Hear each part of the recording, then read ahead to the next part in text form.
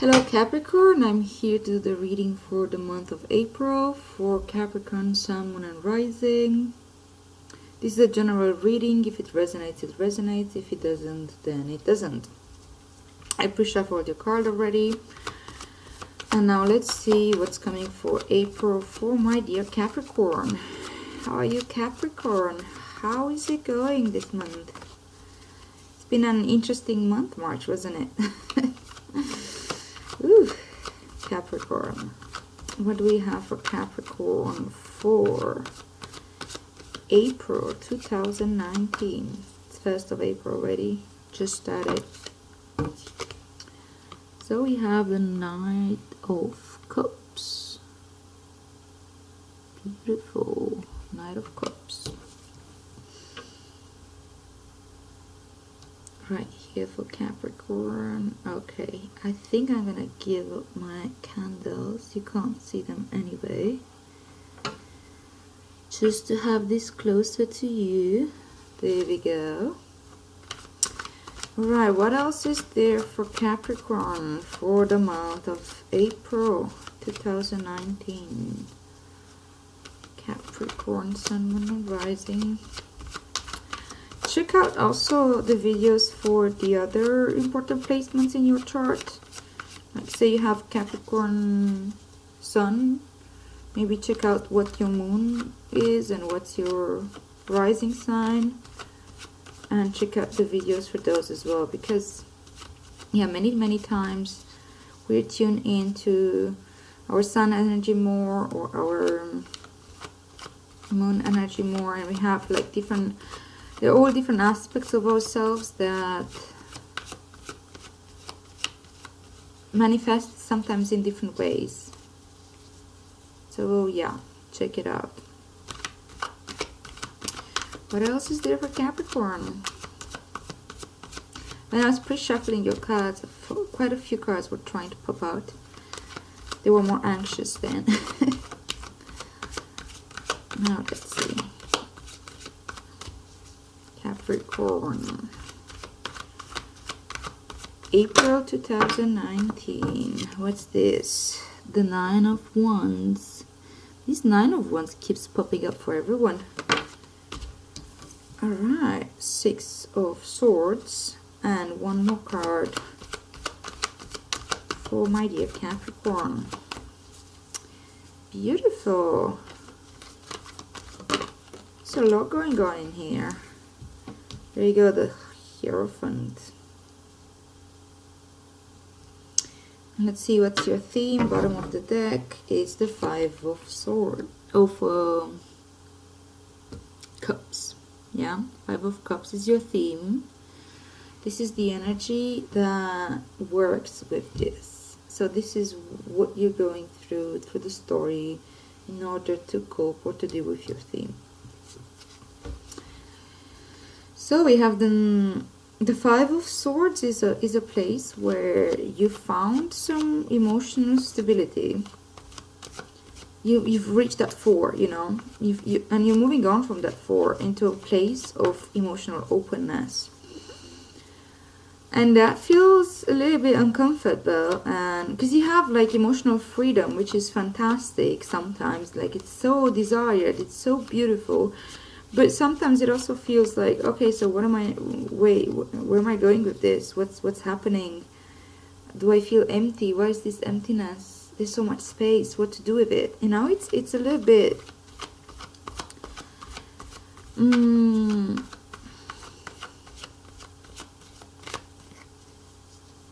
a lot of people start conjuring like events from the past that made them feel somewhat similar. And then it can kind of connect with some sort of depression, because that's what we do. There we go. Definitely working for your emotions here. Beautiful. Yeah, sometimes we can perceive this as depression, but actually it's a growth process. We are growing in our capacity of loving ourselves and others, and we are growing in our capacity of owning our own emotions. So once we reach this little threshold that the 4 brings, somewhere like halfway through there, and you start growing in towards like higher emotions and the higher spiritual realm, then it comes, yeah, it can feel pretty difficult, and we can close up a little bit, but that's fine as well. It's important to do that. We need to do that. Otherwise, if you just like open, then there's no processing time, and there's no time to put this in perspective. It can also be like you processing a loss of some sort, and I think that's needed for you, because yeah, sometimes we kind of like move on from painful events in our lives, and losing something, losing people, losing status, losing a dog, losing something, and we many times just want to like move on and be strong for others and be strong for ourselves, and then we end up like not really giving ourselves the time to grieve. So along with your emotional expansion, allow grief into it, because it's important for us to. Okay, let's see how we do here. Need a little bit of. Okay, it's 5 of cups. The grief is part of a normal emotional maturing process, and most of us want to skip it because it's not comfortable, yeah. But I think that in this case, it's really just part of your emotional growth, and you're going with there, and this what brings through, like this process. Look what brings through. The Knight of Cups is it's an emotional expansion. You jump from a 5 to 9 and to the Knight of Cups. I mean, like, this could mean also someone in your life coming in with an offer of love, or a message that brings you emotional fulfillment and wish fulfilling. This is a card of wish fulfilling. The Nine of Cups is somebody who's like really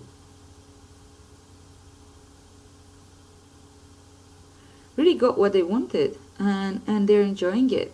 It's happiness. It's wish fulfillment and happiness. And it may be someone outside of yourself, this Knight of Cups, but it can also just be you opening yourself up to new love, you opening yourself up to messages from your emotional realm that maybe you've been like kind of taught to ignore before. Because we are being taught in society that we need to be tough, we need to be men up, and not allow depression and loss to put us down. So this may mean actually, yeah, that emotional expansion that we're talking about, and yes, and bringing in a lot of growth that you do for this process. There you go, the Three of Cups with the Nine of Wands. So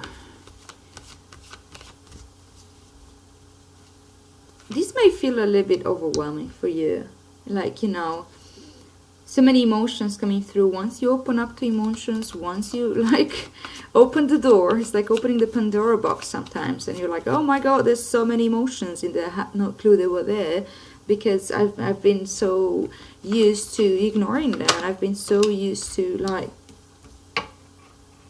suppress them and put them in dark corners and drawers, so I don't need to feel them, you know.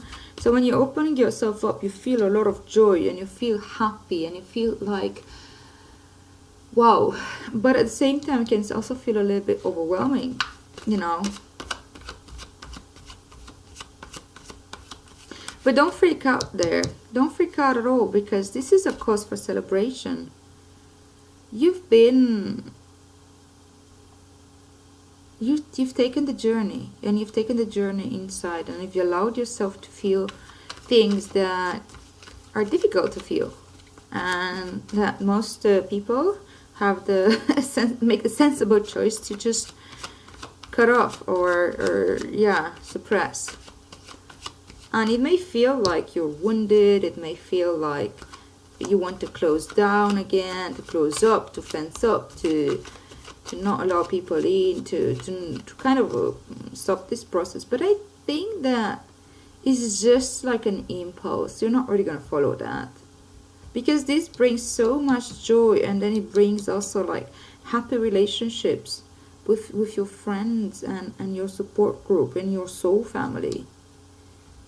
You see these people here, they're like so happy, celebrating together. It is some sort of, come on, we can do this. It's like a cause for celebration for you, because it's maybe for the first time when you start opening up like this, you start having much closer connection, and you may have never really felt this in your life before, because you've never allowed yourself the emotional expansion, the emotional space for such feelings, to connect with people in grief, and to connect with people in also about their negative experiences, not about, oh, I like to do this and my hobbies are this and this is what I enjoy doing, so like let's find things that we have in common and keep doing that, and that's gonna bind us and bond us and create a friendship. That's not enough, you know, to create intimate relationships, intimacy, closeness. True connection comes when we become vulnerable, comes when we expand a little bit our emotional realm and share that joy, share that happiness that we felt once we took the step forward, you know. Share the whole process. I encourage people to share a lot about their difficult emotions, especially. And it's not just for other people, it's also for ourselves, you know, because the more I formulate it, I realize that each and every time I formulate it a little bit different, and then I realize that I'm kind of like, you know, telling stories here. And these stories are real for me, but those stories change a little bit every time.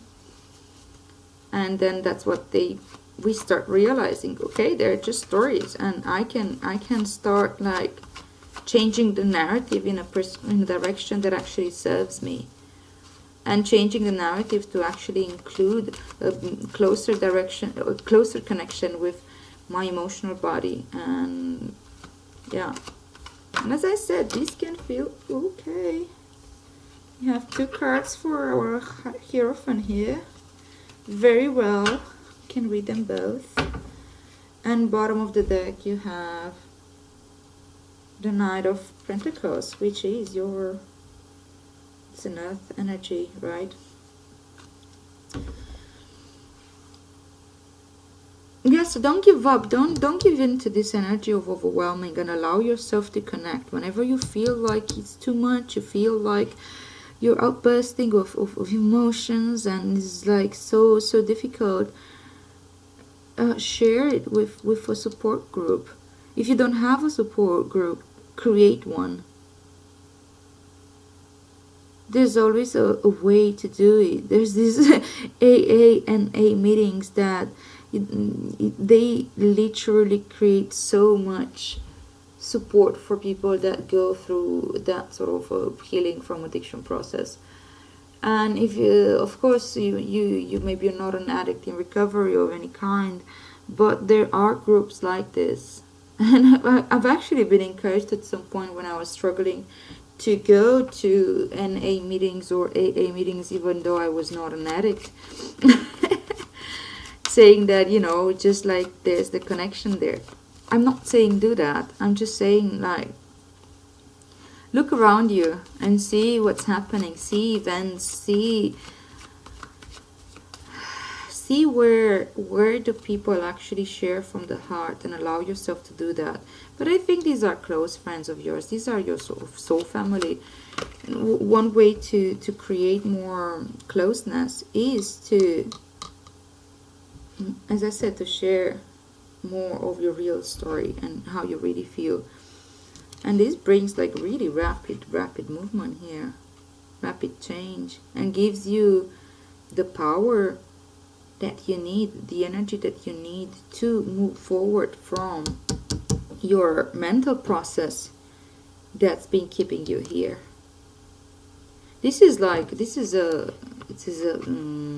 swords energy, right? And the Six of Swords energy is fucking amazing. Sorry about that. It's really amazing energy, because that means that we start realizing what our limiting beliefs are and how we're putting ourselves down, how we're holding ourselves back, and how other people might have done the same to us because we allowed it, because we believed them. But having the mental process of understanding, like, okay, this is not working out for me, this is actually putting me down, this sort of thought pattern is what creates this sort of like feeling of depression and emotions, depressive emotions, yeah. And again, it's fine to go through this, otherwise we will probably never move forward. But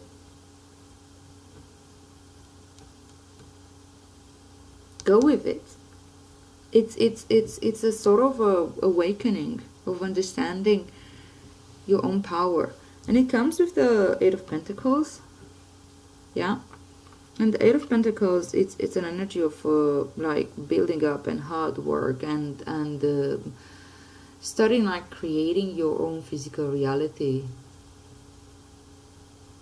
if it makes sense to you. It's something like you start seeing you putting in the work that has application in your physical life, in your 3D life, in your everyday environment, that doesn't, like this work that you've done that is mainly emotional and spiritual and then mental, start showing up in your everyday life, and you start enjoying your craft because you start seeing growth and your mastery. You're building up here for yourself.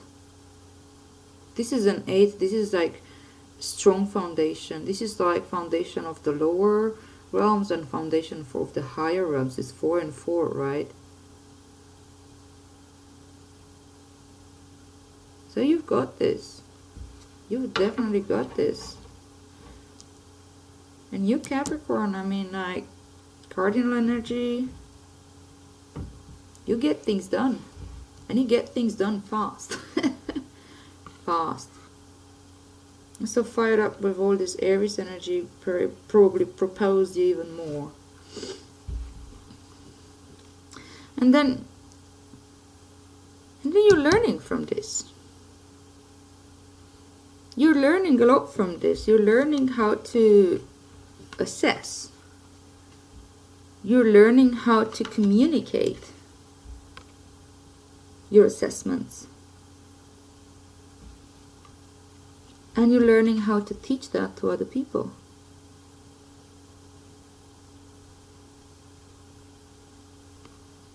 Five. So this process of like expanding your emotional realm and including grief and sadness as part of the emotional landscape that there's in there, not something that needs to just like go away and fake positivity and stuff like that. No, it's good to look at it, and it's good to allow these moments like this to bring in growth. This is not that painful if I'm stop struggling against it. What brings more pain is not the pain itself, is really like me resisting it, me trying so hard not to feel it, whether it's physical pain or emotional pain, you know. Like if you're, remember when you were a child maybe and you had to take some shots, one or I don't know, no matter what, some like shots, and then you would see the doctor or the nurse coming with the syringe, and you would be like, no, I don't want to do this, and cry and struggle and fight, and then this whole process feels very traumatic, you know. But sometimes maybe the nurse came like from behind, you never really saw the syringe, and you never panicked there, and you never had to fight against it because you were like, oh, whatever. And if like, you know, if they just like pinch you a little bit from behind and you weren't prepared for it, you don't really feel much. It's just a little, you know, it's not such a big deal. That's what I'm saying. Because not the pain itself is the problem. It's the struggling against it and running away from it and pushing and all that madness that it's being created when we're working so hard to not feel. But yeah, I think like all this process is incredibly healthy for you, and you're learning so much from it, and you're building up your skills here, and you're building up your skills to teach, to communicate, to have this mental clarity. The King of Swords is all about communication. The Hierophant is very earthy energy. I think it's Taurus energy. And yeah, you're bringing this process into having like a very, very grounded, truthful communication and teaching style. You learn how to put this into words. You learn how to appreciate these moments of self-assessment, an assessment of your I don't know, I may be very well very spiritual and do the work and stuff like that, but do my actions actually align with my value system and with my thoughts and with my emotions and everything? Is there some contradiction there? What can I keep? What can I work on still? What is like, okay, I've got this, let's move on to the next part. And this is a very important process that we all should like go through every once in a while, this self-assessment. And many times we don't, and especially like as you grow on a spiritual path and you feel like you're making progress, sometimes we end up like completely forgetting that we need to do this self-assessment and see like, okay, where am I really? What is it I still need to work on? Not just preaching, but also work on myself still. And actually, as I work on myself more and more, and as I assess, and as I pay attention to what's really happening, I am learning to communicate, and I have more to teach, and I have more to share.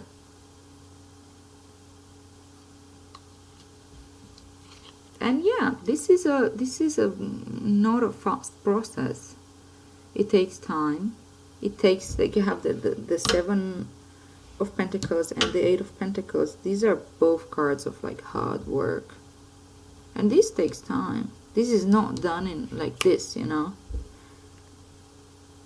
And the Knight of Pentacles, it's one of like the slowest energies in all the knights, the slowest knights in the deck. But this is like real growth. Like wherever this knight moves, growth is happening, you know.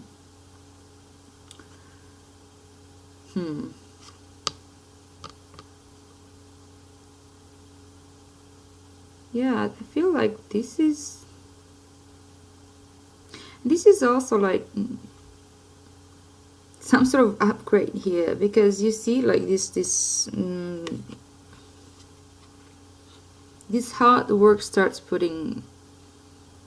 you start seeing the results of it, because you're learning so much, and now you have a way to explore more, because you have the strength and you have the wisdom, and all knights are driven by the drive of transformation, no, the drive of expansion. Yeah, so this is an expansive energy. This is growth, and there's more to grow towards. I mean, like, you still have the queens and the kings and stuff like that, but I think that this growth process, that it's like very, very grounded and very traceable in your daily life. You can start seeing is not just a sensation in my head, oh my god, I've grown so much. It's something that I see based on how my reality looks like. What's my environment? What is the quality of my relationships around me? How do I communicate with people? Do I still communicate? Do I still use violence and anger? Do I still react? Or am I actually communicating like very, very logically and rationally here? What is it that I'm teaching? What is it that I'm sharing with the world? And I don't need to be a formal teacher in a university or in school or a spiritual teacher or a priest to be able to teach. We all are both students and teachers in the world, because whether we want it or not, we're sending a lot of signals out there. This is how we communicate. Like at an unconscious level, our rational mind perceives way less than we think it does. We pick up so much at a subconscious level, in terms of body language, in terms of what is called energy, vibe, all this. And many times where we put ourselves out there, where we share our ideas, when we share our process, we do teach other people. A lot of people can learn from us, and we can learn from them. But in this case, this guy is having this cross thing and the keys, and it's like a more like institutionalized something, belief system. So I think that maybe for some of you, you are actually in a position to teach, like formally teach, but not only. Yeah, let's clarify this Hierophant, please. Come on, are you coming? The Emperor. Like, look at these guys. These are like both super earthy energies, super grounded energies, very powerful, and exudes a lot of authority and strength. And this has a lot to do with structure. It has 4 and 5, like right after another, and then 7 and 8. You're building up towards something here, and you're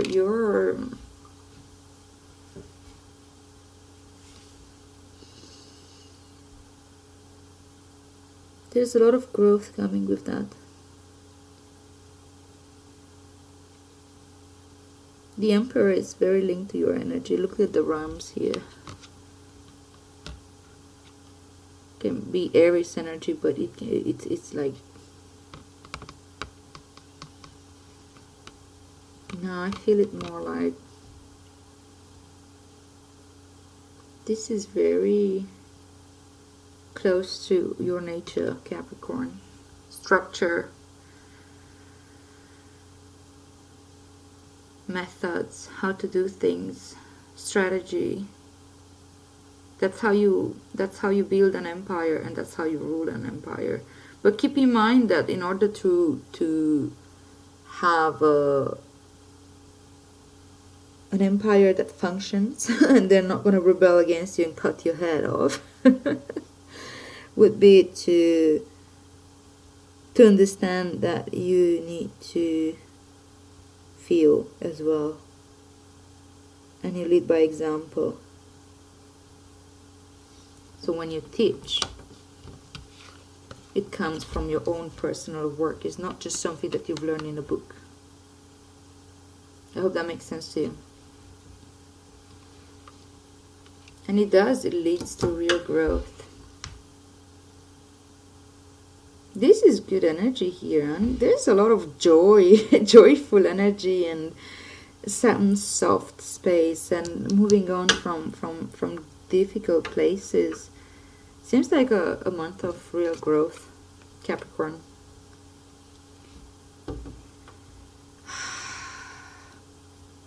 I hope you enjoyed reading. If you did, please like, share, and subscribe.